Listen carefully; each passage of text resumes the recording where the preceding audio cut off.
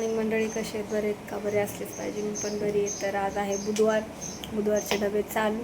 घेवड्याची भाजी घेवाल्यांना आणि आमटी व्हेजवाल्यांचं झालेलं आहे.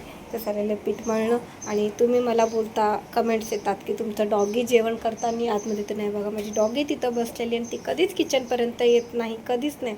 जो स्वतः मी भरून होत नाही तो स्वतः ती इथे येत नाही.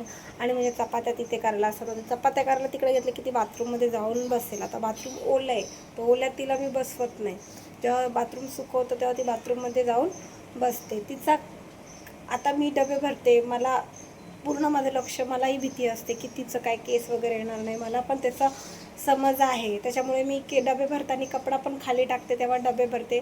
डबे भरायच्या आधी पोछा मारून घेते, सगळं पुसून घेते. तुम्ही बघत असाल की किती क्लीन असते. म्हणजे लादी पण बघा, लांबून बघा तुम्हाला दिसते का काही, ती कुठे बसली हे बघा. तर करायच्या आणि स्वयंपाक तर किचनवरच होतो. तर समज मलाही आहे की मला एवढे डबे द्यायचे आहेत मला लोकांना, आणि माझे काही साधे कुठे डबे जात नाही, मोठ्या मोठ्या शोरूममध्ये जातात. आणि मलाही त्याची पूर्णपणे खात्री घ्यावी लागते.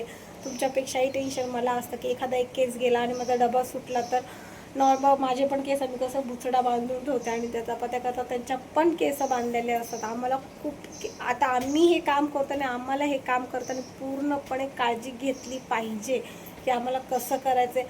माझंच नुकसान होईल जर मी त्याची काळजी नाही घेणार तर. आहे का नाही? आज मी एका डब्यावर ना एवढ्या मोठ्या डब्यावर गेलेली, त्याच्यामुळे म्हणजे लोकांना पण माहिती की बाई साफसुथरे सगळं व्यवस्थित आहे. आणि बघा एवढे डबे येतात तर मला घासायचे तेवढे काम आहे, भरपूर काम करून वगैरे पूर्ण सगळे लक्ष देतात. तुम्ही काही टेन्शन नका घेऊ, माझं सगळं व्यवस्थित असतं. माझा मुलगा हो चिकन आली.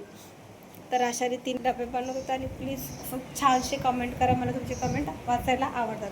बाय.